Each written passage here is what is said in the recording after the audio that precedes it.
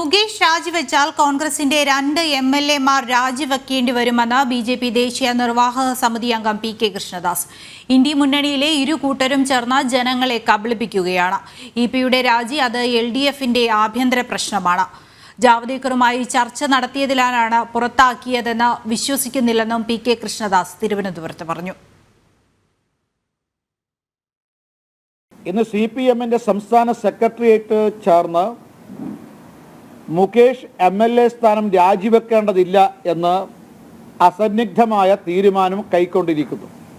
CPM-ന് ഇത്തരമൊരു തീരുമാനമെടുക്കാനുള്ള ധൈര്യം ലഭിച്ചത് മുഖ്യമന്ത്രിയും പ്രതിപക്ഷ നേതാവും തമ്മിലുണ്ടാക്കിയ രഹസ്യ ധാരണയുടെ അടിസ്ഥാനത്തിലാണ്. ഇക്കാര്യത്തിൽ LDF-ഉം UDF-ഉം പ്രത്യേകിച്ച് CPM-ഉം കോൺഗ്രസും തമ്മിൽ ഒരു അന്തർധാര ഉണ്ടായിട്ടുണ്ട്.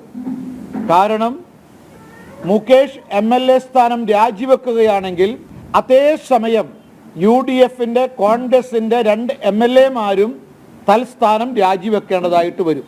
കാരണം മുകേഷ് MLA-ക്ക് എതിരെ ഏത് രീതിയിൽ ആരോപണമാണോ ഉയർന്നു വന്നിട്ടുള്ളത്, ഏത് കുറ്റകൃത്യമാണോ മുകേഷ് MLA-യുടെ പേരിൽ ആരോപിക്കപ്പെട്ടിട്ടുള്ളത്, പോലീസ് കേസ് രജിസ്റ്റർ ചെയ്തിട്ടുള്ളത്, അതെല്ലാം തന്നെ UDF-ന്റെ കോൺഗ്രസിന്റെ 2 MLA-മാർക്കും ബാധകമാണ്.